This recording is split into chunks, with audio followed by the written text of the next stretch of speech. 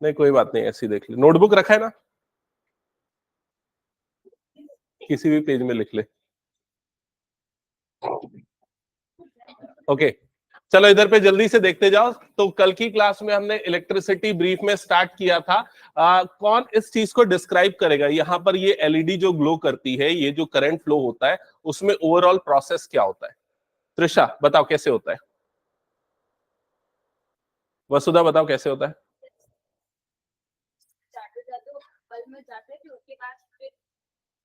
Negative charge हो जाते हैं, बट इसमें सर स्विच नहीं है, इसके कारण जो बल्ब है वो फ्यूज हो सकता है। ये बैटरी का जो पॉजिटिव टर्मिनल है और नेगेटिव टर्मिनल है, ये क्या बताता है? पॉजिटिव टर्मिनल में क्या होता है और नेगेटिव टर्मिनल में क्या होता है? बैटरी के पॉजिटिव टर्मिनल में पॉजिटिव चार्जेस ज्यादा होते हैं, नेगेटिव टर्मिनल में नेगेटिव चार्जेस मतलब इलेक्ट्रॉन ज्यादा होते हैं। तो यहां पर दोनों के चार्जेस का डिफरेंस होता है। तो नेगेटिव चार्जेस जो है ये इलेक्ट्रॉन को क्या करते हैं? रिपल करते हैं, और उसके कारण इलेक्ट्रॉन का फ्लो होता है, और यही इलेक्ट्रॉन का फ्लो क्या क्रिएट करता है? करंट क्रिएट करता है। ये समझ में आ गया? तो हमने पिछली क्लास में ये सारी चीजें पढ़ी थी। ये एटॉमिक स्ट्रक्चर देखा था। तो एटॉमिक स्ट्रक्चर के सेंटर पे क्या होता है? न्यूक्लियस, और इधर पे क्या होते हैं? इलेक्ट्रॉन। एक इलेक्ट्रॉन का चार्ज क्या होता है? कितना होता है? 1.6 इंटू 10⁻⁻⁹ तो बहुत कम होता है। कुलाम्स इसकी यूनिट होती है, चार्ज को मेजर करने की यूनिट्स होती है कुलाम्स। तो एक इलेक्ट्रॉन में बहुत कम चार्ज होता है। समझ में आया ये चीज? अब आगे बढ़ते, फिर हमने ये सारी चीजें पिछली क्लास में डिस्कस की थी। एक और चीज हमने देखा था, जैसे अगर इलेक्ट्रॉन का फ्लो इस डायरेक्शन में, तो करंट का फ्लो उसके अपोजिट डायरेक्शन में होता है। ठीक है? और हमने एक इंपॉर्टेंट फॉर्मूला पढ़ा था, ये वाला formula, Q is equals to N into E। Q का मतलब क्या होता था यहां पर? श्रेष्ठ बता जल्दी से। Q का मतलब क्या होता था? जिसको पता है बताओ जल्दी। Q का मतलब क्या होता है? Net charge in a body. और E का मतलब क्या है? एक इलेक्ट्रॉन। और N क्या है? Number of electron. तो किसी भी बॉडी का जो नेट चार्ज है वो number of electron into electron के चार्ज के प्रोडक्ट के बराबर होगा। क्या ये क्लियर हो गया सबको? ठीक है? अगर किसी बॉडी में 1 कूलम का चार्ज है तो उसमें कितने इलेक्ट्रॉन होंगे? तो n की वैल्यू निकालनी है, तो Q upon E is equals to कितना हो जाएगा? n। ये कैलकुलेशन हमने किया था, और ये कितना आया था? इंटू 10⁻18। इतने इलेक्ट्रॉन होंगे। किसमें इतने इलेक्ट्रॉन होंगे? 1 कूलम चार्ज में। ये ध्यान में रखना, ये डेटा हम हो सकता है बार बार यूज करेंगे। और इस चीज को विजुअलाइज करो। समझ में आ रहा है? विजुअलाइज करो। कैसे विजुअलाइज करो? कि जैसे मान लो एक चावल का दाना 1 ग्राम का है, ठीक है? तो 1 kg ऑफ राइस का जो बैग होगा उसमें कितने चावल के दाने होंगे? 1000। वैसे ही 1 कूलम चार्ज में कितने इलेक्ट्रॉन्स होंगे? इतने सारे इलेक्ट्रॉन्स होंगे। क्लियर हो गया सबको ये? चलो आगे, फिर हमने ये चार्ज की डेफिनेशन, थ्योरेटिकल पार्ट देखा। ये सारी जो चीजें ना, ये आपको नोटबुक में अपनी रिटर्न वर्क में कंप्लीट करके रखनी है। तो 2 टाइप के चार्ज हमने देखे थे, पॉजिटिव और नेगेटिव। सेम टाइप के चार्ज क्या करते हैं? रिपल, और अपोजिट चार्ज अट्रैक्ट। ठीक है? फिर ये सारा कैलकुलेशन हमने देख लिया था। एसआई यूनिट जो चार्ज की होती है वो क्या होती है? कूलम्स होती है। ये चीज हमने देखा था। मिली और माइक्रो का आई थिंक वो क्लियर हो गया था। आगे बढ़ते हैं। हाँ, क्लासिफिकेशन ऑफ सब्सटेंसेस हमने देखा था, इंसुलेटर, सेमीकंडक्टर, कंडक्टर और सुपर कंडक्टर। ठीक है? आगे बढ़ते हैं, फिर और क्या चीज हमने देखी थी? इलेक्ट्रिक सर्किट हमने देखा था, और इलेक्ट्रिक करंट देखा था। इलेक्ट्रिक करंट कैसे डिफाइन करेंगे? एक बार देख लो जल्दी से, कैसे डिफाइन करेंगे? Flow of charge. ठीक है? इलेक्ट्रिक करंट क्या होता है? चार्ज का फ्लो होता है। इलेक्ट्रिक सर्किट क्या होता है? ये ऐसा क्लोज्ड पाथ होता है जिसमें करंट क्या होता है? फ्लो होता है। क्लियर ये चीज? इसके बाद हमने ये वाला फॉर्मूला देखा था, I is equals to Q upon T। I क्या होता है? करंट, Q होता है चार्ज, और T होता है टाइम। ठीक है? करंट को मेजर करने की SI यूनिट क्या है? एम्पियर्स। तो 1 एम्पियर जो है वो किसके बराबर होगा? 1 कूलम ऑफ चार्ज को 1 सेकेंड्स में जो 1 सेकेंड्स में जो मूव करेंगे, तो हमको 1 एम्पियर ऑफ करंट वहां पर जनरेट होगा। क्लियर हो गया ये चीज? ओके, ये चीज हमने कर ली थी कि एक बार चेक करो? आई थिंक कर लिया था। सिंपल क्वेश्चन था जिसमें करंट गिवन था और टाइम गिवन था, और आपको चार्जेस कैलकुलेट करने थे, जो अभी हमने जस्ट किया था। आई थिंक सिमिलर टाइप का क्वेश्चन। ठीक है? फिर ये 3 क्वेश्चंस डिस्कस किए थे। ये भी हो गया था आई थिंक, चेक कर लो एक बार। ओके चलो आगे बढ़ते हैं। नेक्स्ट, हाँ, यहां से हमको स्टार्ट करना है ना, electric potential and potential difference. ठीक है, तो मैं यहाँ पर कुछ डायग्राम बना रहा हूं, तब तक आप लोग ये चीजें पढ़ लो। ठीक है, जो कुछ लिखा है उसको एक बार पढ़ो, फिर उसके बाद मैं जब पूछूंगा तो एक्सप्लेन करना।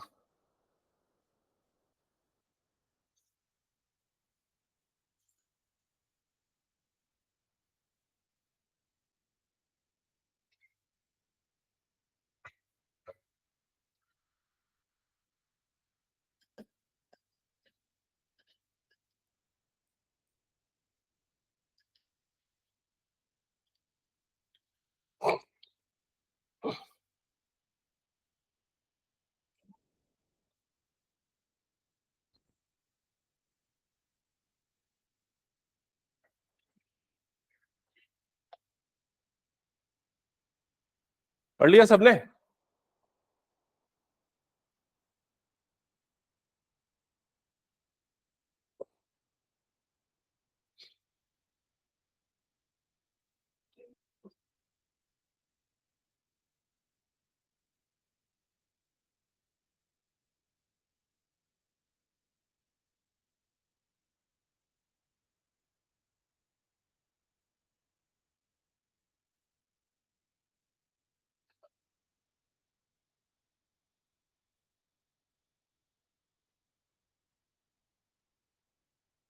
पढ़ लिया सबने आई थिंक।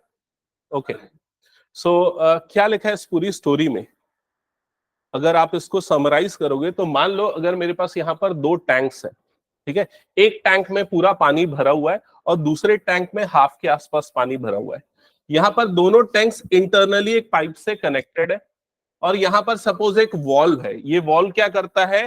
वो पाइप का फ्लो को कंट्रोल करता है। समझ में आया? अगर मान लो मैं ये वॉल्व को क्लोज करूंगा तो क्या कोई वाटर यहां से फ्लो होगा यहां से इस टैंक में? नहीं होगा। अगर मैं वॉल्व को ओपन करूंगा तो क्या होगा? फिजिकल वे में समझना, यहां पर इसमें अमाउंट ऑफ वाटर ज्यादा है, मतलब इसमें ग्रेविटी क्या होगी? ज्यादा होगी। मतलब यहां पर एक प्रेशर क्रिएट होगा डाउनवर्ड्स डायरेक्शन में, और इस प्रेशर के कारण जो वाटर है वो यहां पर फ्लो करने लगेगा। ये कब तक फ्लो करेगा? जब तक दोनों का वाटर लेवल जो है वो सेम ना हो जाए। समझ में आया ये चीज? ठीक है, तो यहां पर कौन सा फोर्स क्रिएट हो रहा है इस वाटर को इस टैंक से दूसरे टैंक में मूव कराने के लिए?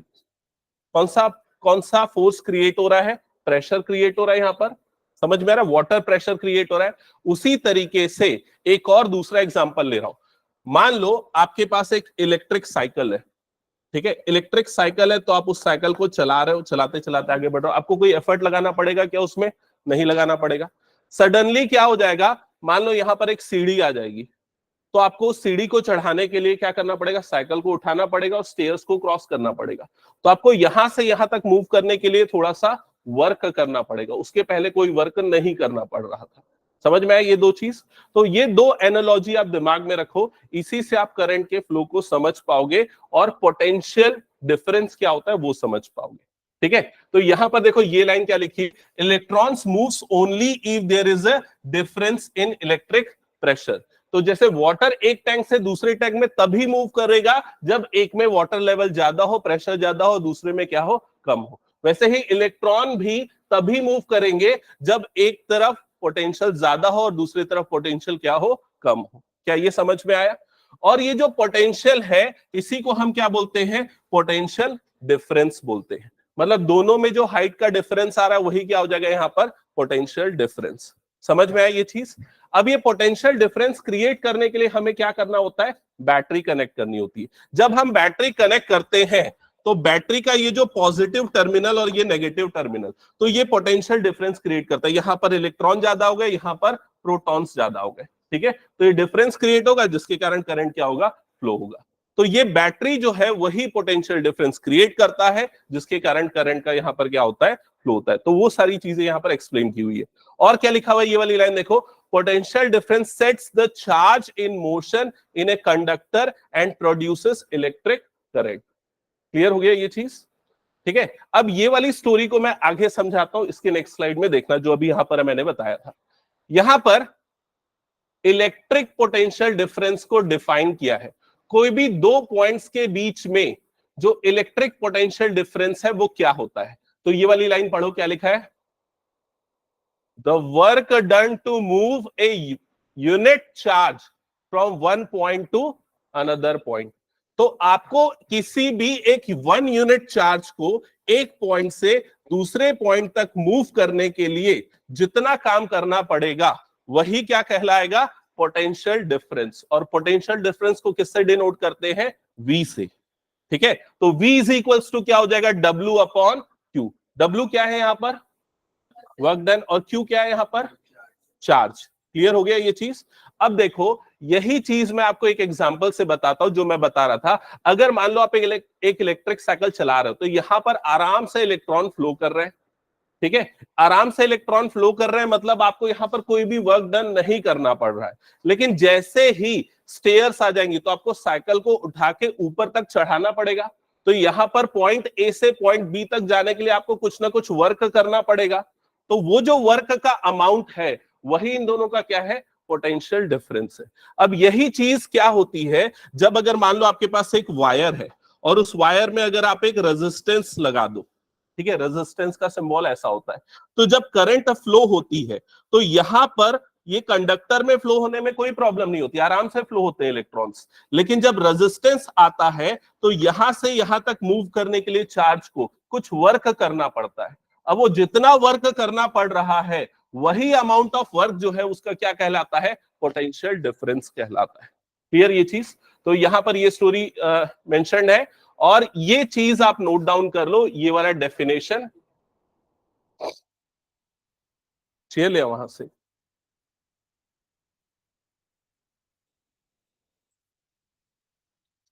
The work done to move a unit charge, note करो इसको, the work done, the work done to move a unit charge from one point to other, from one point to other is called electric potential difference, is called electric potential difference।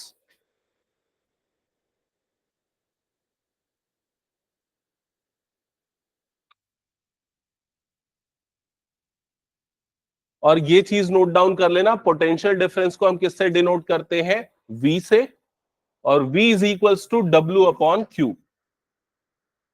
V is equals to W upon Q।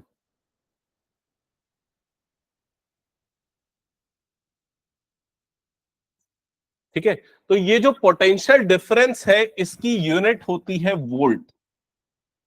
Generally हम common language में voltage word use कर देते हैं, लेकिन actual में voltage उसकी unit है potential difference की। तो वो पोटेंशियल डिफरेंस का जो जो भी मेजरमेंट होगा वो वोल्ट्स में होता है। तो अगर मैं 1 वोल्ट की बात करूं तो 1 वोल्ट कैसे जनरेट होता है, अगर 1 कूलम चार्ज को किसी पॉइंट ए से पॉइंट बी तक मूव करने में 1 जूल का काम करना पड़े तो क्या हो जाएगा, वो 1 वोल्ट जनरेट करेगा। तो ये चीज नोट करो और डेफिनेशन लिखो 1 वोल्ट की, लिखना। ये चीज नोट किया कि नहीं, SI unit of electric potential differences volts, ये भी लिख लेना। SI unit of electric potential difference is volt.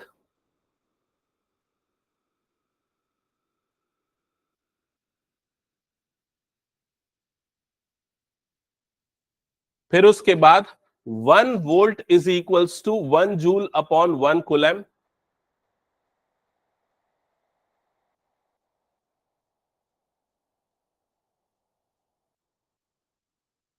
इसकी अगली लाइन सबको समझ में आई कि नहीं, एक बार देख लो तो क्या किया इसने, क्या किया, ये जो 1 जूल अपॉन 1 कुलैम है, तो कुलैम को अगर ऊपर लेके जाएंगे, सी को ऊपर लेके जाएंगे तो उसकी पावर में क्या आ जाएगा, -1। तो बस वही चीज लिखा है इसने। ठीक है, नहीं लिखोगे तो चलेगा उसको, ये वाला पॉइंट। ठीक है, और उसके बाद फिर ये डेफिनेशन लिख लो। कहां पर है, एक सेकेंड, इसमें नहीं लिखा है क्या, तो मैं नोट करा देता हूं, नोट करना। 1 वोल्ट, 1 वोल्ट is the amount of potential difference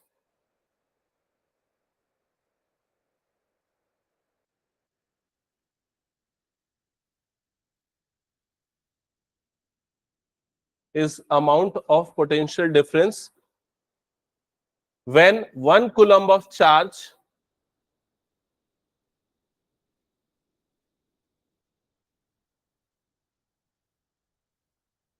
is moved from point A to point B,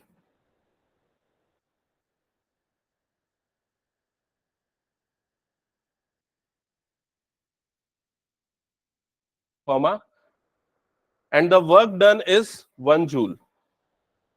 And the work done is 1 joule.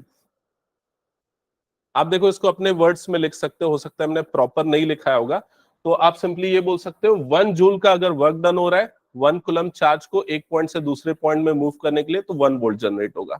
और क्या क्या बोल सकते हैं, जो 1 वोल्ट है वो 1 जूल और 1 कूलम के रेशियो के इक्वल होता है, ये सारी चीजें। ठीक है, तो अभी तक हमने इससे रिलेटेड कौन कौन से फॉर्मूले पढ़े? पहला क्या देखा, Q is equals to N into E।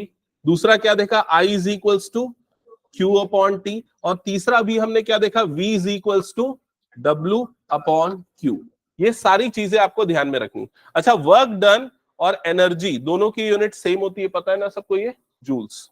ठीक है, आगे देखते हैं। नेक्स्ट एक एग्जांपल है, क्या लिखा हुआ है एक बार देखो, इसको पढ़ो। एग्जांपल पहले पढ़ के रखो, क्या लिखा है।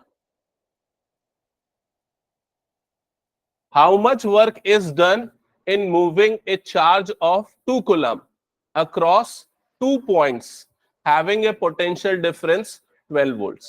तो यहां पर क्या गिवन है, ये वाली चीज क्या है, Q, और ये वाली चीज क्या है, पोटेंशियल डिफरेंस मतलब V। तो आपको Q और V की वैल्यू गिवन है। अब आपने ये देखा V इज इक्वल्स टू क्या होता है, W अपॉन Q। तो W की वैल्यू क्या हो जाएगी, V इंटू Q। तो आपको यहां वर्क डन कितना आ जाएगा, 24 जूल्स। क्या ये क्लियर हो गया सबको? ठीक है, नेक्स्ट ये 3 क्वेश्चंस लिखे, एक बार पढ़ो फर्स्ट, और आप लोग आंसर करोगे इनके। Name the device that helps to maintain the potential difference across the conductor. कोई भी कंडक्टर में अगर मुझे करंट को फ्लो करवाना है, चार्ज को, इलेक्ट्रॉन को मूव करवाना है, तो कौन सा डिवाइस यहां पर कनेक्ट करते हैं, बैटरी या फिर सेल। बैटरी या सेल कनेक्ट करेंगे तो क्या होगा, पोटेंशियल डिफरेंस क्रिएट होगा और चार्ज यहां पर क्या होंगे, मूव होंगे। सेकेंड क्वेश्चन पढ़ो, क्या लिखा हुआ है। What is meant by saying that the potential difference between 2 point is 1 volt? तो यहां पर आपको 1 वोल्ट को डिफाइन करना है। क्लियर हो गया। अगर amount of work done to move 1 coulomb charge from point A to point B is 1 joule, तो वो क्या हो जाएगा, 1 वोल्ट के इक्वल होगा। थर्ड क्वेश्चन पढ़ो, क्या लिखा हुआ है। How much energy is given to each coulomb of charge passing through 6 volt battery. तो क्या है यहां पर, सिंपली क्या लिखा हुआ है, कूलम Q की वैल्यू कितनी है, 1 कूलम। यहां पर वोल्टेज आपको कितना गिवन है, V is equals to 6 volt. और एनर्जी मतलब आपको क्या निकालना है, work done, V is equal to क्या हो जाएगा, V इंटू Q। दोनों को मल्टीप्लाई कर दो तो कितना आ जाएगा, 6 जूल्स। ये क्लियर हो गया सबको? ठीक है, ये सारी चीजें यहां पर नोट डाउन कर लेना, ये आपको प्रॉपरली दिख जाएगा अगर नहीं लिखा है तो। चलो नेक्स्ट आते हैं सर्किट डायग्राम पे। तो सर्किट डायग्राम के लिए कुछ यूजुअल सिंबल्स यूज होते हैं। सबसे फर्स्ट सिंबल इलेक्ट्रिक सेल का सिंबल है। तो सेल में क्या होता है, एक पॉजिटिव टर्मिनल और एक नेगेटिव टर्मिनल। पॉजिटिव के लिए ये वर्टिकल लाइन बड़ी होगी, नेगेटिव के लिए क्या होगी, छोटी होगी। नेक्स्ट क्या लिखा हुआ है, बैटरी। बैटरी एक्चुअली क्या होता है, कॉम्बिनेशन ऑफ सेल्स होता है। आपने रिमोट पे भी देखा ना, एक से ज्यादा सेल लगाते हैं, तो उसमें ये एक से ज्यादा सेल्स को सीरीज में कनेक्ट करते हैं। जैसे कि इसका जो पॉजिटिव है दूसरे वाले के क्या हो जाएगा, नेगेटिव से कनेक्ट हो जाएगा। इसका पॉजिटिव दूसरे वाले के नेगेटिव से। मान लो इस सेल का जो वोल्टेज है या पोटेंशियल डिफरेंस 1 वोल्ट है, इसका 2 वोल्ट है और इसका 3 वोल्ट है, तो इन ऑल कितना वोल्टेज या पोटेंशियल डिफरेंस क्रिएट करेंगे, 6 वोल्ट क्रिएट करेंगे। ठीक है, उसके बाद जो की है या जो प्लग है या जो स्विच है, उसको डिनोट करने के लिए ये वाले सिंबल्स यूज करते हैं। अगर ओपन है मतलब कि सर्किट ब्रेक है तो ये सिंबल, अगर सर्किट क्लोज है, स्विच दबा हुआ है, तो ये सिंबल। नेक्स्ट, अगर कोई वायर ज्वाइंट है तो उसके लिए ये कनेक्शन, और अगर स्किप करके जा रहा है तो ये वाला कनेक्शन। ये सिंबल्स आपको ध्यान में रखने हैं। ठीक है, आगे बल्ब के लिए ये सिंबल है। ये जो सिंबल आपको दिख रहा है ये है रेजिस्टेंस का सिंबल, और ये जो 2 सिंबल्स है ये वेरिएबल रेजिस्टेंस के सिंबल है। कई ऐसे रेजिस्टेंस आते हैं जिनके रेजिस्टेंस की वैल्यू को हम चेंज कर सकते हैं, तो उन्हें वेरिएबल रेजिस्टेंस कहा जाता है। तो ये एरो वही बता रहा है, कम या ज्यादा कर सकते हैं, या फिर ये वाले एरो से भी आप समझ सकते हो। क्लियर हो गया ये चीज? Next, ammeter. अमीटर किस लिए यूज होता है? करंट को मेजर करने के लिए एम्पियर मीटर यूज होता है, और वोल्ट मीटर किसी भी दो पॉइंट का पोटेंशियल डिफरेंस मेजर करने के लिए वोल्ट मीटर यूज होता है। तो ये सारे उनके सिंबल्स हैं। ठीक है, ये सारी चीजें लिखी हुई है, देख लेना इसको। ये तो मैंने दिखा दिया था। ये मल्टीमीटर है, और ये एनालॉग वाला जो पुराने जमाने में मीटर आता था, ये वो है। ठीक है, इसमें एक चीज और बता दूं, गैल्वेनोमीटर। गैल्वेनोमीटर भी एक्चुअली करंट को मेजर करने के लिए यूज करते हैं। अमीटर में सिर्फ करंट का मैग्नीट्यूड मेजर होता है, गैल्वेनोमीटर में करंट का मैग्नीट्यूड और डायरेक्शन दोनों मेजर होता है। ठीक है, ओके। ये एक सर्किट देख लो, यहां पर कौन कौन से कंपोनेंट्स लगे हैं। ये क्या है? बैटरी। ये पॉजिटिव टर्मिनल, तो करंट जो फ्लो होता है वो कहां से फ्लो होता है? पॉजिटिव टर्मिनल से। यहां पर क्या लगा हुआ है? रेजिस्टेंस। यहां पर लोड। लोड का मतलब जो भी बल्ब है या पंखा है या जो भी कुछ लगा हुआ है, ये लोड है। और यहां पर क्या लगा हुआ है? एक स्विच। अगर ये क्लोज है तो सर्किट कंप्लीट है, तो करंट फ्लो करेगा, ओपन है तो नहीं करेगा। यहां पर क्या लगा हुआ है? अमीटर। समझ में आया? अब एक इंटरेस्टिंग चीज बताता हूं। मान लो अगर यहां पर आपने पिछले क्लास में भी देखा होगा, जब मैंने सर्किट दिखाया था, तो यहां पर मैंने कितने वोल्ट की बैटरी कनेक्ट की थी? 9 वोल्ट्स। यहां पर मैंने एक रेजिस्टेंस लगाया था, और यहां पर एक एलईडी लगाई थी। तो रेजिस्टेंस में जब हम वोल्टेज मेजर कर रहे थे, तो कितना वोल्ट आ रहा था? किसी को याद है? 3.5 वोल्ट्स के अक्रॉस यहां पर पोटेंशियल डिफरेंस था। यहां पर हम कनेक्ट कर रहे थे, याद आया कि नहीं? जो हम मल्टीमीटर के जो पॉइंट्स है, उसको इन दोनों पॉइंट्स पे कनेक्ट कर रहे थे, और हमें कितना वोल्ट मिल रहा था? 3.5 वोल्ट। और जब हम एलईडी के दोनों तरफ कनेक्ट कर रहे थे, तो कितना वोल्टेज मिल रहा था? लगभग 5.5 वोल्ट। तो जितने वोल्ट की बैटरी हम यहां पर लगाएंगे, उतना ही वोल्टेज बाकी लगे हुए कंपोनेंट्स में यहां पर क्या होगा? ड्रॉप होगा। क्लियर हो गया ये चीज?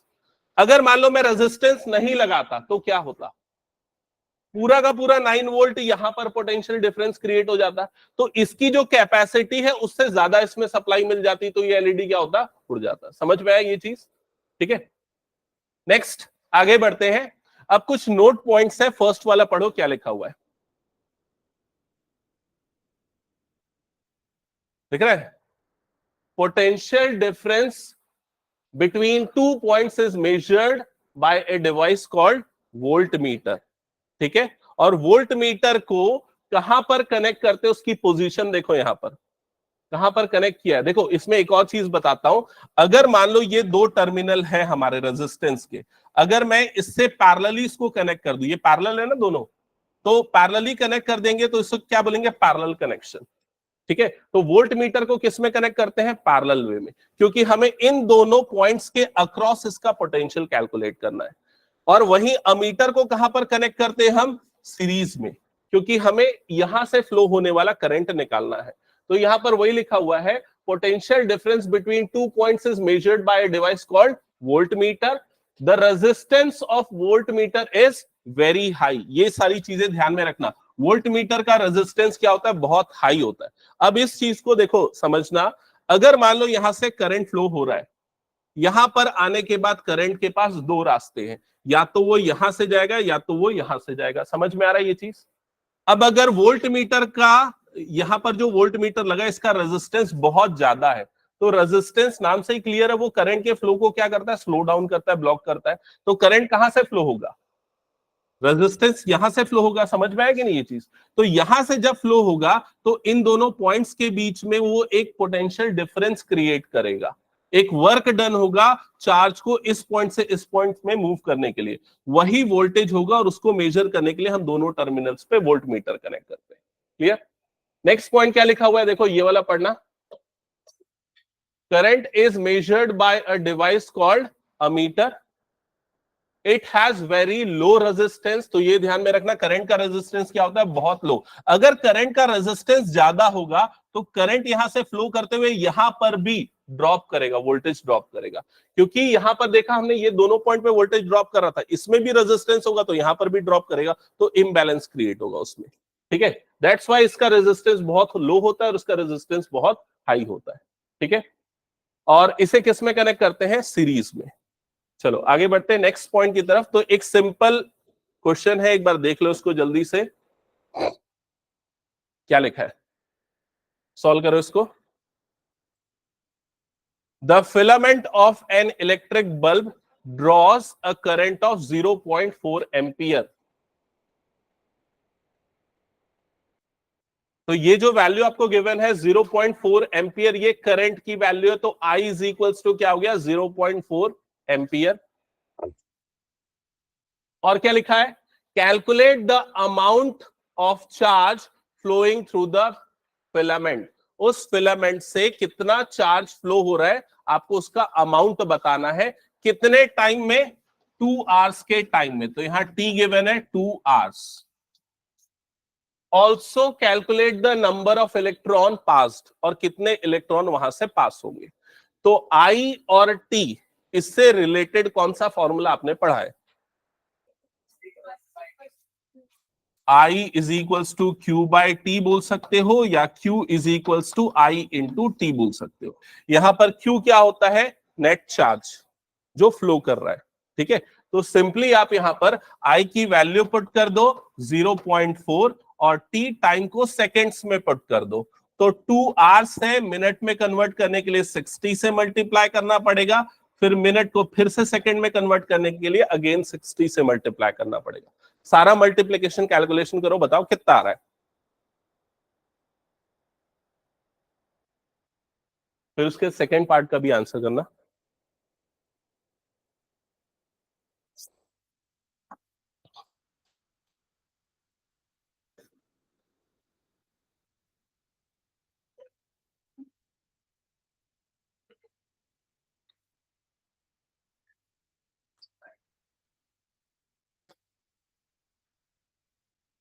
ओके, सो ये मैं लिख देता हूं 4 इंटू 2 इंटू 6 इंटू 60। एक बार चेक कर लो समझ में आया कि नहीं। सिंपल कैलकुलेशन करने के लिए मैंने इस 60 के एक 10 को इससे मल्टीप्लाई करके क्या बना दिया, 4। अब इन सब का मल्टीप्लीकेशन कर लो, कितना आ रहा है ये 2880। सबने किया कि नहीं कैलकुलेट, ये बताओ पहले। ये कितना आया 2880।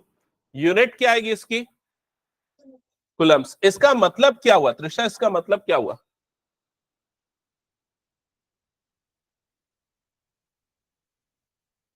इसका मतलब है कि 2 घंटे में इतने चार्ज जो है फ्लो कर रहे हैं उस सर्किट में। क्लियर हुआ ये चीज? अब इतने चार्ज फ्लो कर रहा है, लेकिन कितना इलेक्ट्रॉन फ्लो कर रहा है, अगर ये पूछा जाए, जो सेकेंड पार्ट में लिखा है, also calculate the number of electron passed, कितने इलेक्ट्रॉन पास हो रहे हैं। तो क्या करना पड़ेगा, यस। तो एक कूलम में कितने इलेक्ट्रॉन रहते हैं, सॉरी एक सेकंड करेक्शन है, एक कूलम में कितने इलेक्ट्रॉन्स होते हैं, हमने कैलकुलेट किया था थोड़ी देर पहले, लिखा था क्या है, 6.25 इंटू 10⁻18। एक कूलम चार्ज में इतने इलेक्ट्रॉन। यहां पर कितना कूलम चार्ज है, 2880, इतने कूलम चार्ज है। तो नंबर ऑफ इलेक्ट्रॉन कितने पास होंगे, number of electron passed is equals to 2880 into 6.25 into 10⁻18। ये हो जाएगा नंबर ऑफ इलेक्ट्रॉन पास्ट। क्या ये समझ में आया सबको? ये वाला नंबर याद है कि नहीं, एक कूलम चार्ज में इतने इलेक्ट्रॉन होते हैं। तो इतना कूलम चार्ज है तो मल्टीप्लाइड क्या कर दो किससे, नंबर ऑफ इलेक्ट्रॉन्स। हो गया सबका ये।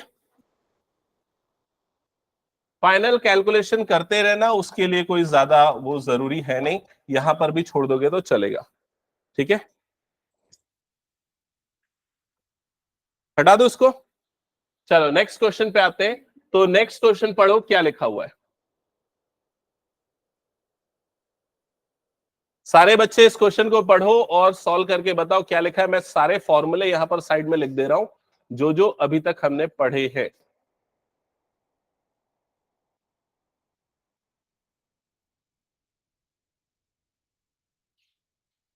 Calculate the work done.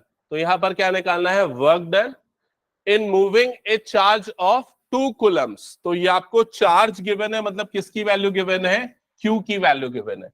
आपको वर्क डन मतलब क्या निकालना है, W निकालना है। और आपको पोटेंशियल डिफरेंस मतलब V की वैल्यू गिवन है, तो कौन सा फॉर्मूला यूज होगा, ये वाला फॉर्मूला। तो W इज इक्वल्स टू क्या हो जाएगा, V इंटू क्यू। तो V की वैल्यू कितनी आ गई यहाँ पर 5 और Q की वैल्यू कितनी हो गई 2, 5 2 10 और यूनिट क्या होती है वर्क डन की, जूल्स। तो इसका आंसर क्या आ जाएगा 10 जूल्स। क्लियर हो गया सबको, ये हटा दो फिर इसको मैं। चलो नेक्स्ट ये क्वेश्चन देखो जल्दी से।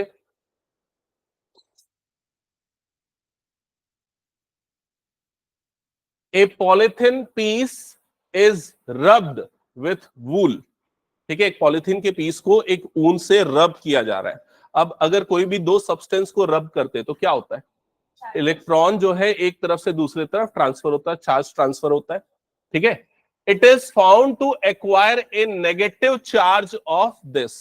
तो जब हमने उसको रब किया तो उसमें नेगेटिव चार्ज आ गया। कितना नेगेटिव चार्ज आ गया, इतना आ गया। तो ये क्या गिवन है, सिर्फ यूनिट से समझ जाओ ये क्या गिवन है, किसकी वैल्यू गिवन है, Q की वैल्यू गिवन है। तो Q इज इक्वल्स टू क्या लिख लोगे यहां पर 3.2 इंटू 10 रेज टू पावर -7। समझ गए ये चीज। अब क्या पूछ रहा है, estimate the number of electron transfer to the piece. तो कितने इलेक्ट्रॉन एक जगह से दूसरी जगह ट्रांसफर हुए, कितने इलेक्ट्रॉन मतलब क्या फाइंड आउट करना है, नंबर ऑफ इलेक्ट्रॉन मतलब कि n is equals to question mark. तो फॉर्मूला क्या होता है, Q is equals to n into E. एक इलेक्ट्रॉन का चार्ज कितना होता है 1.6 इंटू 10 टू दी पावर -19। तो ये दोनों चीजें यहां पर पुट कर दो और आपको n नंबर ऑफ इलेक्ट्रॉन्स मिल जाएंगे। तो ये आ जाएगा 3.2। इसको मैं डायरेक्टली इस तरीके से लिख देता हूं, n is equals to Q upon e. तो n is equals to Q के प्लेस पे आएगा 3.2 इंटू 10 की पावर -7 अपॉन 1.6 इंटू 10 की पावर -19। अब ये 1.6 का डबल होता है ना, 3.2 1 और ये क्या हो जाएगा 2 और लॉज ऑफ एक्सपोनेंट से जब ये ऊपर जाएगा तो पावर क्या हो जाएगी पॉजिटिव, तो दोनों की पावर ऐड हो जाएंगी। तो क्या हो जाएगा n इज इक्वल टू 10 की पावर -7 प्लस 19। तो 10 की पावर कितना आ जाएगा, अच्छा 2 छूट गया, 2 इंटू, तो कितना आ जाएगा ये 2 इंटू 10 की पावर 12। ठीक है, तो इतने इलेक्ट्रॉन्स जो है ट्रांसफर होंगे एक सब्सटेंस से दूसरे सब्सटेंस में। क्या ये समझ में आ गया। तो जो सिर्फ 3 फॉर्मूले हैं ना उसको दिमाग में रखना, और आपको क्वेश्चन में अगर यूनिट भी समझ में आती है तो आप समझ जाओगे आपको क्या फाइंड आउट करना है। ठीक है, नेक्स्ट क्वेश्चन पे मूव करूं। चलो नेक्स्ट। हाँ, अब यहां पर एक एक्टिविटी है, इस एक्टिविटी को समझते हैं। आई थिंक ये आपके प्रैक्टिकल लैब में भी होगा, है ना, लैब एक्सपेरिमेंट में। कितने स्कूल्स में ये एक्सपेरिमेंट हुआ है कुछ स्कूल्स में, और बाकियों में नहीं करवाया क्या ये एक्सपेरिमेंट। अच्छा अभी पहुंचे नहीं है, ओके चलो ठीक है, इधर पे देख लो। तो ये एक्टिविटी एक्चुअली ओम्स लॉ को समझने के लिए है। ओम्स लॉ एक सबसे इंपॉर्टेंट लॉ होता है। मैं एकदम उसको पहले फाइनली उसका कंक्लूजन बताता हूं, फिर उसके बाद पूरी एक्टिविटी को समझाता हूं। ओम्स लॉ जो है वो वोल्टेज, करंट और रेजिस्टर इन तीनों के बीच में एक रिलेशन देता है। तो क्या होता है, voltage is equals to current into resistor. एक सिंपल एग्जांपल से बताता हूं। मान लो अगर मेरे पास एक सर्किट है, ठीक है, यहां पर एक रेजिस्टर लगा हुआ है, मान लो ये 2 ओम्स का रेजिस्टर है। अभी मैंने रेजिस्टर के बारे में डिटेल नहीं बताई, लेकिन कुछ चीजें अगर आप जानते होंगे तो रेजिस्टर को मेजर करने के लिए जो यूनिट होती है वो ओम्स होती है, और ओम का सिंबल इस तरीके का होता है, ऐसा बनता है। ठीक है, तो यहां पर एक रेजिस्टर है जिसका मेजर कितना है 2 ओम्स। अगर मान लो यहां पर 4 एम्पियर का करंट फ्लो हो रहा है, तो करंट फ्लो होगा इस तरीके से जाएगा और पास होके निकल जाएगा। समझ में आया।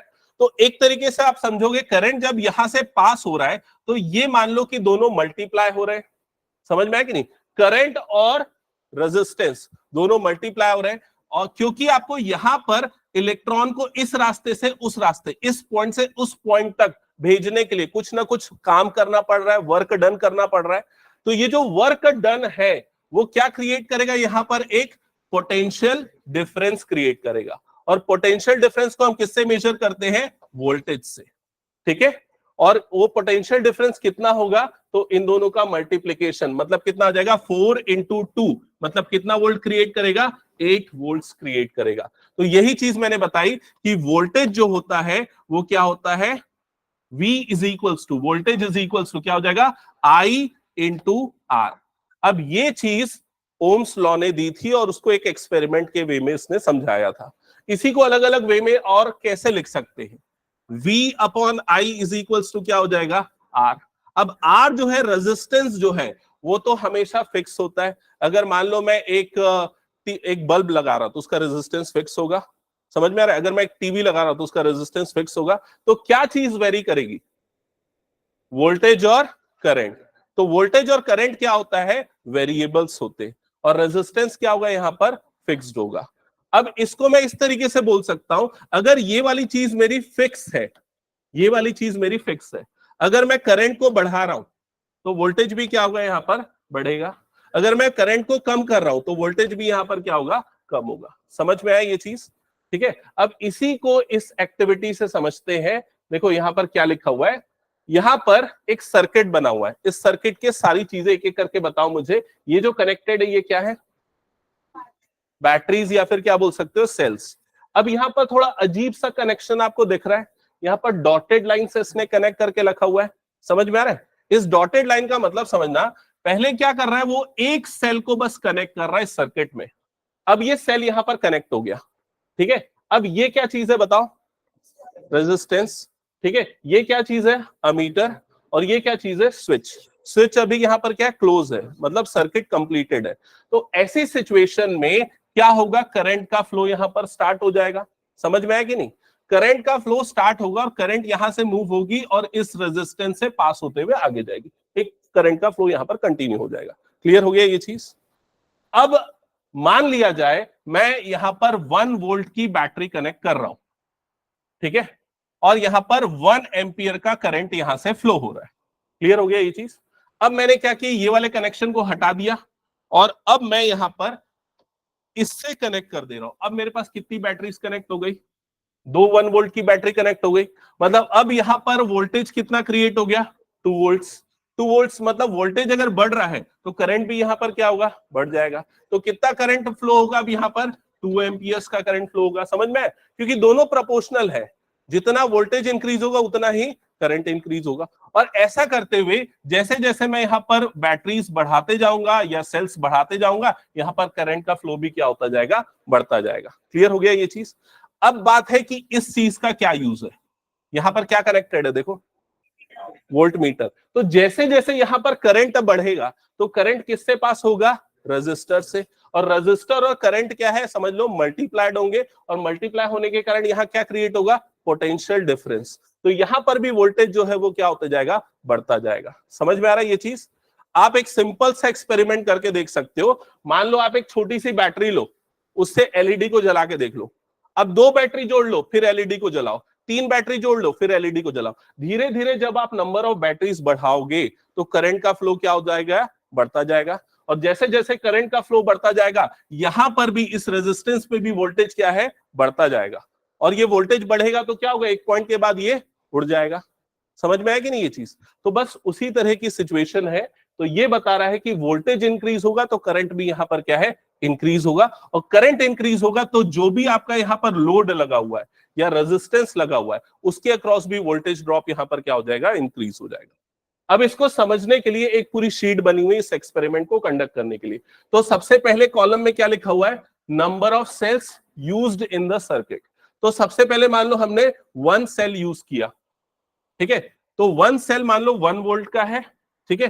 तो उसमें फॉर एग्जांपल 1 एम्पियर का करंट फ्लो हो रहा है और 1 वोल्ट का हमने एक सेल कनेक्ट किया यहां पर, ठीक है। तो जब हम यहां पर देखो, एक चीज और मैं यहां पर समझाता हूं, समझना। ये 1 वोल्ट मैंने यहां पर कनेक्ट किया, 1 एम्पियर का करंट यहां से फ्लो हुआ, ठीक है। इस पूरे सर्किट में और क्या क्या कनेक्टेड है, स्विच है, वहां पर तो वोल्टेज ड्रॉप नहीं होगा। अमीटर है, उसका भी रेजिस्टेंस एकदम कम होता है तो वहां पर भी नहीं होगा। तो पूरा वोल्टेज कौन खा जाएगा, ये resistance.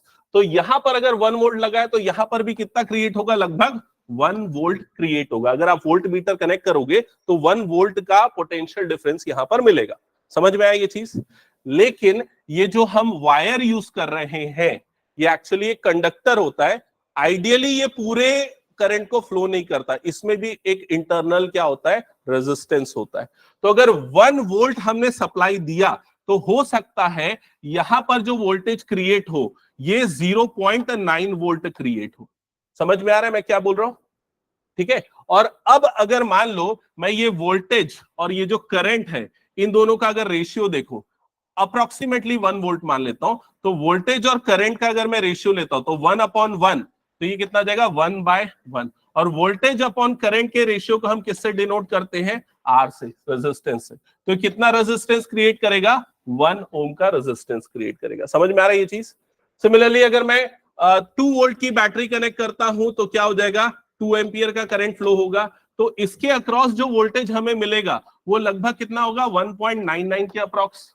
Again voltage upon current का जो रेशियो वो हमें सेम मिलेगा, वो कितना मिलेगा, 1 ओम के आसपास, क्योंकि 2/2 अप्रोक्सीमेटली वो अगेन कितना आ जाएगा, 1 ओम के आसपास। तो ये वाली चीज जो है हमेशा क्या हो जाएगी, फिक्स। वोल्टेज और करंट यहां पर क्या होगा, वेरी करेगा। क्लियर हो गया ये चीज?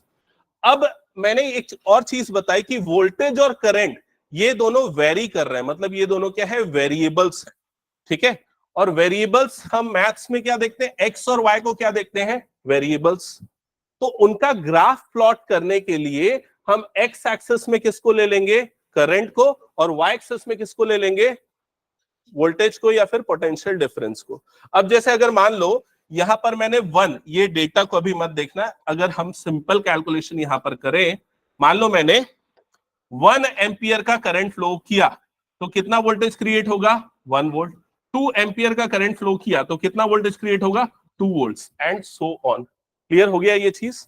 ठीक है। तो इसका जो ग्राफ बनेगा यूजुअली एक लीनियर ग्राफ होगा जिसको वोल्टेज और रेजिस्टेंस का ग्राफ कहा जाता है। वोल्टेज और करंट का ग्राफ कहा जाता है। क्लियर ये चीज? अब यहां पर कुछ और चीजें मैं बता रहा हूं, देखो ये जो अभी मैंने जो समरी बताई, जो एक्सपेरिमेंट बताया, एक्टिविटी बताई, उससे हमें क्या देखने को मिला कि वोल्टेज जो है, ये सिंबल पहले कभी देखे हो क्या, इस सिंबल को क्या बोलते हैं, प्रोपोर्शनल। तो वोल्टेज जो है वो क्या होता है, प्रोपोर्शनल होता है किसके, करंट के। इसका मतलब करंट बढ़ेगा तो वोल्टेज भी क्या है, बढ़ेगा। अब जब ये प्रोपोर्शनल का सिंबल हटाते हैं तो एक कांस्टेंट ऐड होता है। तो यहां पर भी जब हम प्रोपोर्शनेट का सिंबल हटा के इक्वल बनाएंगे तो एक कांस्टेंट ऐड होगा, वो कांस्टेंट क्या है, आर। और यहां पर किससे मल्टीप्लाई होगा, वो आई से। तो V is equals to R into I. ये इसका पोटेंशियल, या इसी को बोल सकते हैं आप, ये क्या है, ओम्स लॉ। ठीक है। अब यहां पर देखो क्या चीज डिफाइन किया उसने, 1 ओम। तो 1 ओम मतलब एक यूनिट ऑफ रेजिस्टेंस कैसे डिफाइंड होगा, 1 वोल्ट डिवाइडेड बाय 1 एम्पियर। ठीक है। तो ये सारे इस एक्सपेरिमेंट की समरी है। इसको एक्चुअली जब आप लोग करके देखोगे तो वो चीज क्लियर होगी। आप जैसे जैसे वोल्टेज इंक्रीज करते जाओगे करंट में इंक्रीज देखने को मिलेगा, एंड अकॉर्डिंगली वो सारी चीजें चेंज होंगी। ठीक है। अब इसमें देखो क्या क्या चीजें आपको लिखनी चाहिए जो इंपॉर्टेंट है। तो पहले ओम्स लॉ की डेफिनेशन क्या लिखा है, पढ़ो एक बार। According to Ohm's law, the current flowing through a metallic conductor is directly proportional to the potential difference applied across the ends of the metallic conductor. जो यहां पर हमने बताया, जितनी हम बैटरी कनेक्ट करेंगे उसी के प्रोपोर्शनल यहां पर करंट फ्लो होगा। तो नोट कर लो इसको, Ohm's law. According to Ohm's law,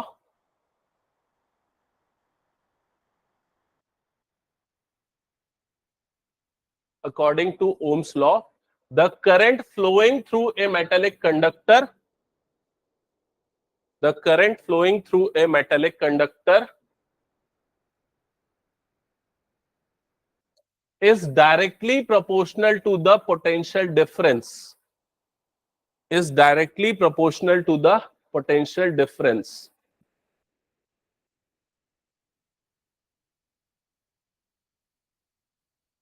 applied across the ends of the metallic conductor, applied across the ends of metallic conductor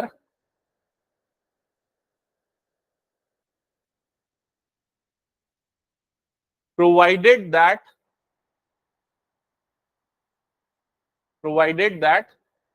physical condition remains same. Physical condition मतलब वहां environment same होना चाहिए, temperature same होना चाहिए, क्योंकि temperature change होगा तो resistance change होगा, और रेजिस्टेंस के चेंज होने से करंट की वैल्यू भी चेंज होगी। क्लियर?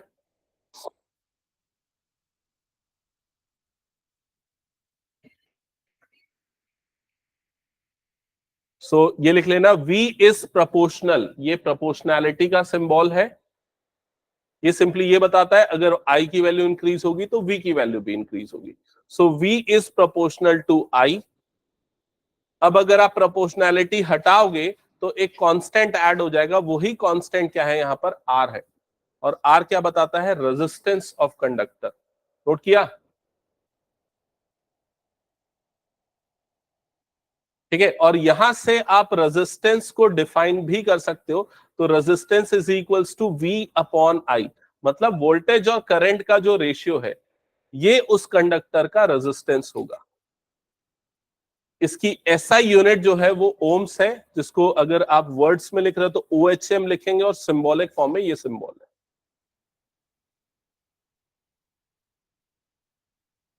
हो गया? ये नोट डाउन कर लिया? तो अभी तक जो हमने फॉर्मूले पढ़े थे उसमें एक और फॉर्मूला ऐड हो गया है। तो कौन कौन से फॉर्मूले हमने पढ़े थे? Q is equals to N into E। दूसरा हमने क्या पढ़ा था? I is equals to Q by T। तीसरा हमने क्या पढ़ा था? V is equals to W by Q। और अभी हमने क्या देखा? V is equals to I into R। समझ में आया ये चीज? तो ये सारी चीजें आप ध्यान में रखना, अभी आगे हम न्यूमेरिकल्स करने वाले हैं, इनका यूज करेंगे। हटा दो इसको फिर मैं। चलो, एक जो अभी मैंने आपको ग्राफ बताया ना, ये चीज आप नोट डाउन कर लेना, अभी फिलहाल मत करो, बाद में कर लेना, पीपीटी में शेयर करूंगा। तो जो एक्सपेरिमेंट या एक्टिविटी जो हमने देखा था वही चीज यहां पर वो शो कर रहा है। ठीक है, एक और चीज यहां पर मैं बता दूं, एक एग्जांपल के लिए समझना। मान लो अगर मैं 1 एम्पियर का करंट दे रहा हूं, ठीक है, वोल्टेज ड्रॉप क्रिएट हो रहा है 4 वोल्ट का। अगर मैं 2 एम्पियर का करंट दे रहा हूं, वोल्टेज ड्रॉप क्रिएट हो रहा है 8 वोल्ट का। 3 एम्पियर का करंट दूंगा तो कितने का वोल्टेज ड्रॉप होगा? 12 वोल्ट का। क्लियर हो गया ये चीज? अब अगर मैं पूछूं इसका रेजिस्टेंस कितना है, वो जो भी कंडक्टर है उसका रेजिस्टेंस कितना है, आर की वैल्यू कितनी है, तो कैसे कैलकुलेट करोगे? R is equals to V upon I. तो यहां पर V की वैल्यू 4, I की वैल्यू 1, तो 4/1 यहां से निकाल लो, या फिर 8/2 यहां से निकाल लो। तो कितना ओम का रेजिस्टेंस क्रिएट होगा? यहां पर 4 ओम्स का रेजिस्टेंस क्रिएट होगा। लेकिन एक क्वेश्चन है मेरा, क्या हमेशा ये ऐसा लीनियर ग्राफ ही बनेगा वोल्टेज और करंट के बीच में? क्या लगता है? आइडियली ऐसा ही बनना चाहिए। आइडियली जैसे जैसे या जितना हम वोल्टेज करंट बढ़ा रहे हैं, वोल्टेज भी बढ़ना चाहिए। लेकिन क्या होता है, जैसे जैसे हम करंट की वैल्यू बढ़ाते हैं तो कई बार वो जो कंडक्टर है, मटेरियल है, उसकी प्रॉपर्टी चेंज होती है। प्रॉपर्टी चेंज होती है तो हो सकता है कि करंट आप थोड़ा सा बढ़ा रहे हो लेकिन वोल्टेज ड्रॉप उसमें ज्यादा बढ़ जाए। तो कई बार ये नॉन लीनियर ग्राफ भी बनता है। तो नॉन लीनियर ग्राफ और लीनियर ग्राफ का मतलब समझ रहे हो ना? जब स्ट्रेट लाइन बन रही है तो उसको क्या बोलते हैं? Linear graph. जब ग्राफ बनाते समय ऐसा कुछ बन जाए तो उसको क्या बोल देते हैं हम? Non linear graph. तो अगर नॉन लीनियर ग्राफ बन रहा है तो हमें अगर उसका मान लो वोल्टेज निकालना है तो कैसे निकाले? क्योंकि यहां पर तो वोल्टेज, सॉरी, अगर उसका रेजिस्टेंस निकालना है तो कैसे निकाले? क्योंकि यहां पर तो V और I का रेशियो अलग आएगा, यहां पर V और I का रेशियो अलग आएगा, हर जगह पे V और I का रेशियो क्या है? अलग आएगा। और अलग आएगा तो रेजिस्टेंस की वैल्यू भी हर जगह पे क्या होगी? अलग होगी। तो इसलिए हम स्लोप यूज करते हैं VI ग्राफ का। स्लोप का मतलब जानते हो क्या होता है? क्या होता है स्लोप? कितने बच्चों को पता है स्लोप क्या होता है? स्लोप जो हम नॉर्मल लैंग्वेज में यूज करते हैं, स्लोप का मतलब क्या होता है? ढलान। समझ में आया ये चीज? और स्लोप निकालने का फॉर्मूला क्या होता है? एक सिंपल फॉर्मूला होता है। मान लो ये आपका किसी भी लाइन का ग्राफ है, इसमें एक पॉइंट ये है, दूसरा पॉइंट ये है। पहले पॉइंट का कोऑर्डिनेट है मान लो x1, y1, दूसरे पॉइंट का कोऑर्डिनेट है मान लो x2, y2। अगर मुझे इस लाइन का स्लोप चाहिए तो स्लोप निकालने का फॉर्मूला होता है y2 minus y1 upon x2 minus x1। ये कोऑर्डिनेट ज्योमेट्री के अंदर आता है, जब आप क्लास 11th वगैरह में पढ़ते हैं स्लोप, ये टर्म पहली बार तब आता है मैथ्स में। लेकिन फिजिक्स में ये स्लोप क्यों यूज हो रहा है? क्योंकि ये जो स्लोप है यही डिसाइड करता है रेजिस्टेंस कितना होगा अगर आपका नॉन लीनियर ग्राफ बन रहा है वोल्टेज और करंट का, इन दैट केस। ठीक है, तो हम एक एक्सपेरिमेंट इसमें देखेंगे आगे जाके जब नॉन लीनियर ग्राफ बनेगा। ओके, आगे देखते हैं। हाँ, ये सेम वो प्रॉब्लम आ गया, तो एक बार पढ़ो क्या लिखा हुआ है, उसका ग्राफ प्लॉट करके दिखाओ। The values of current I flowing in a given resistor for the corresponding values of potential difference across the resistor are given below। तो यहां पर आपको वोल्टेज और करंट ये दोनों की वैल्यू गिवन है, आपको इसका ग्राफ प्लॉट करना है। प्लॉट करके दिखाओ एक बार। ग्राफ प्लॉट करते समय प्रॉपर एकदम अच्छे से करना बता रहा हूं, प्रॉपर स्केलिंग करने की कोशिश करना। स्केल यूज नहीं करोगे तो चलेगा, लेकिन कोशिश करना इक्वल डिस्टेंसेस पे बने।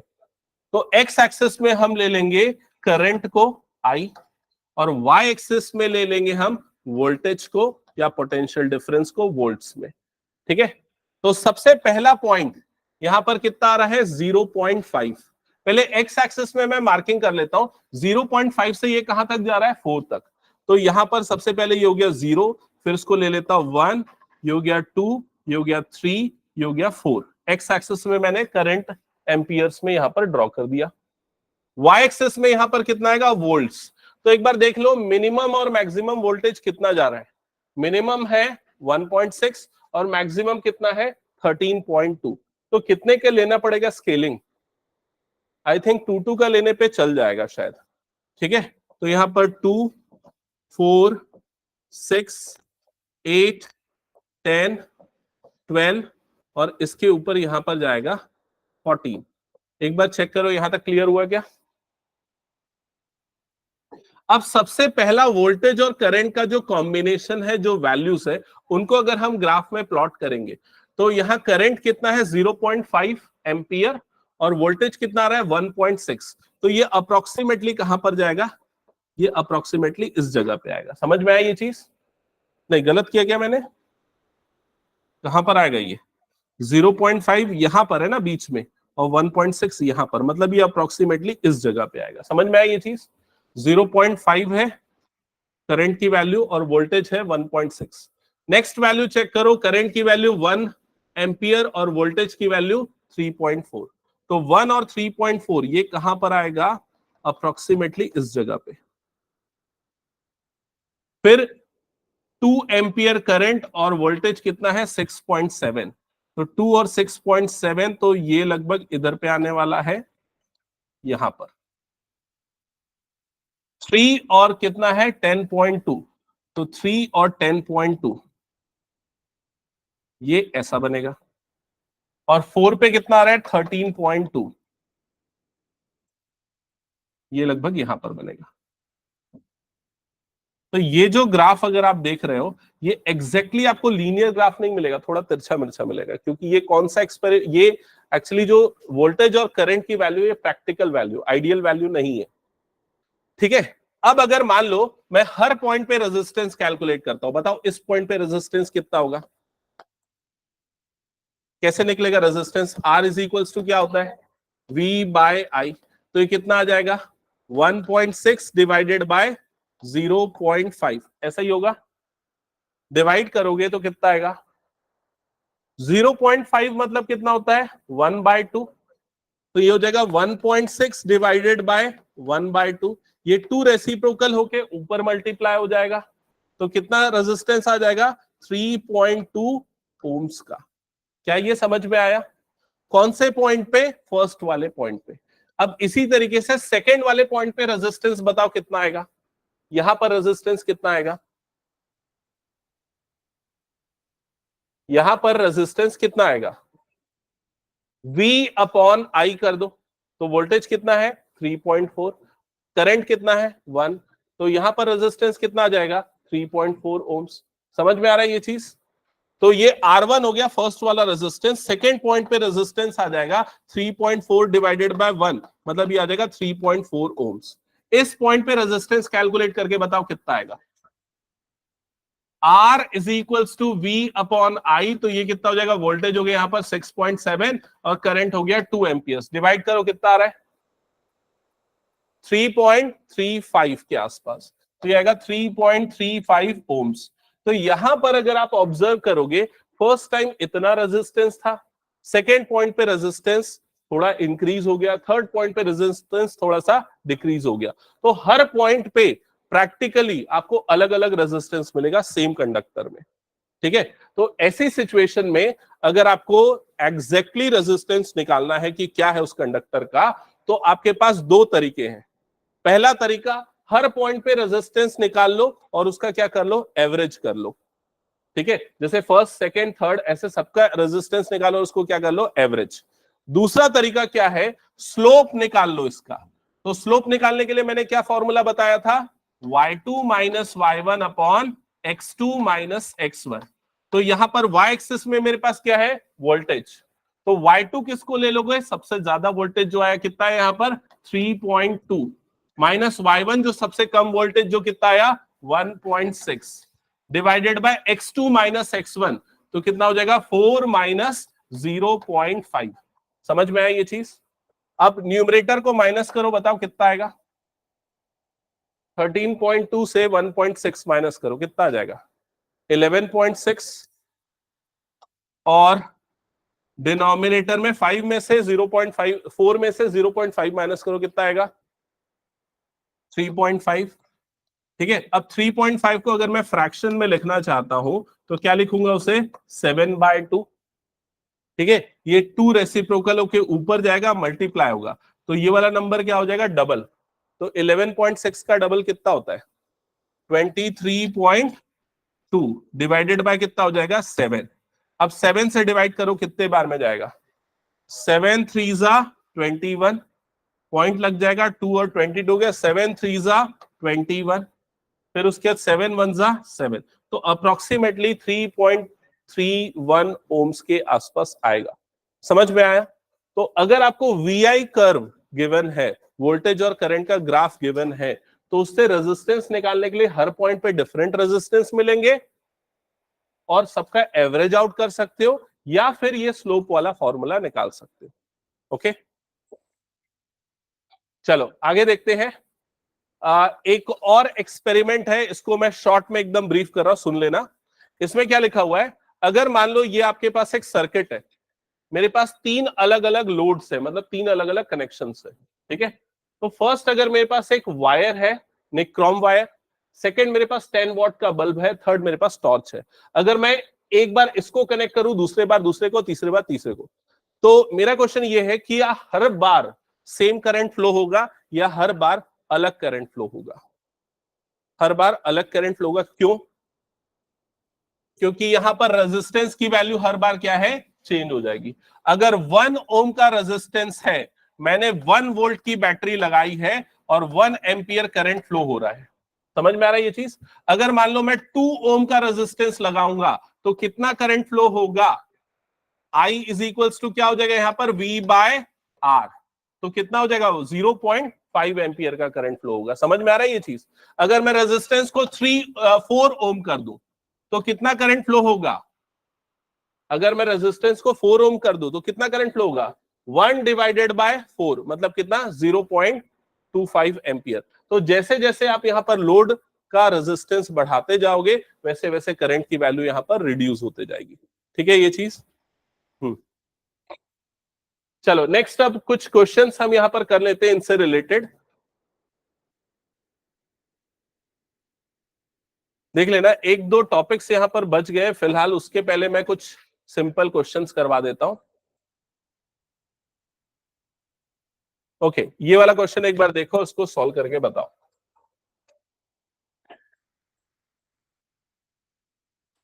क्वेश्चन पढ़ो और आंसर बताओ क्या आएगा। How much current will an electric bulb draw from 220 volts source if the resistance of the bulb filament is 1200 ohms. तो फर्स्ट पार्ट का आंसर आपको बताना है।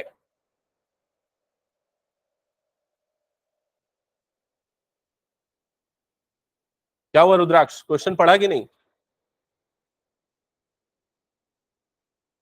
क्या डेटा गिवन है इसमें?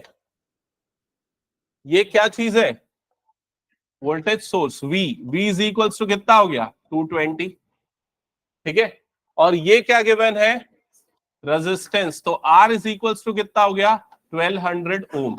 और आपको क्या निकालना है कि उस इलेक्ट्रिक सर्किट में कितना करंट फ्लो हो रहा है, मतलब I की वैल्यू। तो I की वैल्यू आपको फाइंड आउट करनी है। तो कौन सा फॉर्मूला यूज होगा? I is equals to V upon R। तो I is equals to V, voltage कितना हो गया? 220 अपॉन R की वैल्यू कितनी होगी? 1200। सिंप्लीफाई करो तो ये कितना आएगा? 11 अपॉन 60 एम्पियर्स, फ्रैक्शन में अगर बात करें। और अगर डेसिमल में निकालेंगे तो 0.18 के आसपास आई थिंक आना चाहिए। ठीक है, सेकेंड पार्ट का आंसर करो, कितना आएगा? वोल्टेज गिवन है, रेजिस्टेंस गिवन है, करंट निकालना है। कितना आएगा?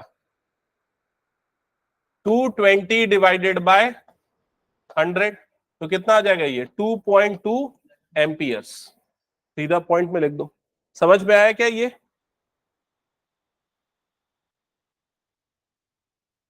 हटा दो फिर इसको। चलो नेक्स्ट ये वाला क्वेश्चन एक बार अटेम्प्ट करो और बताओ क्या आएगा आंसर।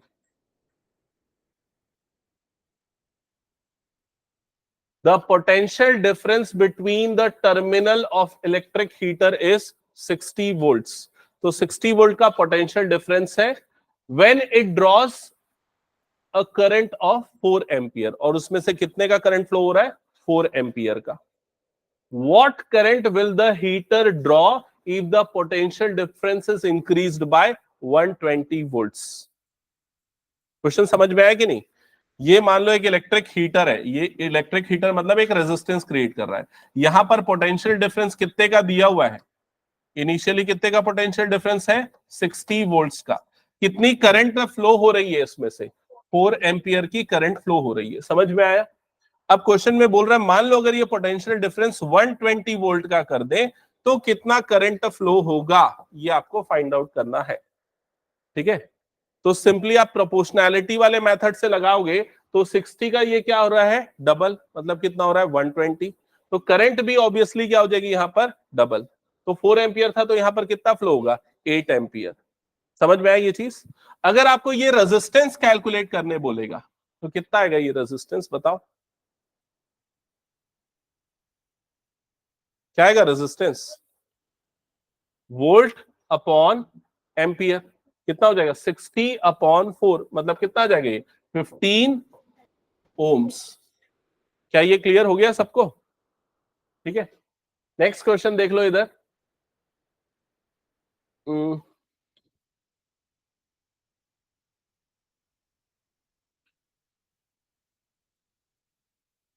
ये सब चीजें तो अभी मैंने बताया नहीं है, चलो ये सारी चीजें हम आगे देखेंगे। तो आज यहीं पर एक काम करता हूं, एंड करता हूं। एक आध और न्यूमेरिकल है तो उसको देख लो। ये 8th वाला एक बार बता दो आंसर, चलो।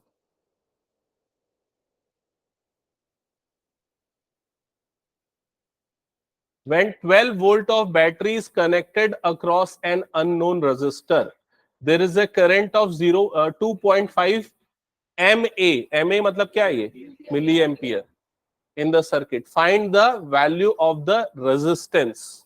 आपको रेजिस्टेंस निकालना है, कितना आएगा? R इज इक्वल्स टू क्या हो जाएगा? Simply V upon I। तो यहां कितने वोल्ट की बैटरी है? 12 वोल्ट। करंट कितना है? 2.5 मिली एम्पियर। अब मिली एम्पियर को एम्पियर में बदलने के लिए क्या करना पड़ता है? मल्टीप्लाई करते हैं किससे? 10⁻³ मिली मतलब 10⁻³ माइक्रो मतलब 10⁻⁻6।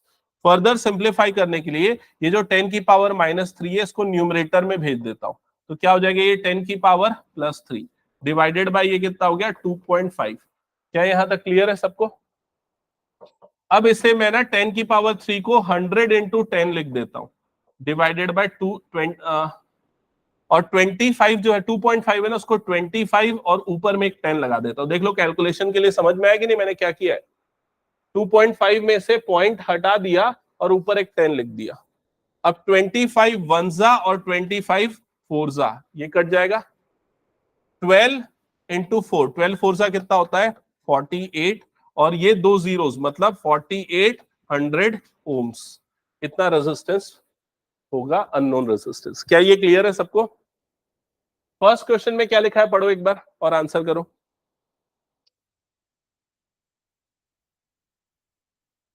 How voltmeter is connected in a circuit to measure potential difference between the two points? Parallel. तो अभी सारे सर्किट में आपने देखा हम वोल्ट मीटर कैसे कनेक्ट कर रहे थे उसको, पैरेलल में। ठीक है, तो यहां तक हम स्टॉप करते हैं आज की क्लास में, इलेक्ट्रिसिटी वाला टॉपिक। और अब डिस्कस करते हैं, क्या पढ़ना है, ट्रायंगल्स पढ़ना है बोल रहे हो ना। ट्रायंगल्स एक बार शॉर्ट में रिवाइज करवा देता हूं। तो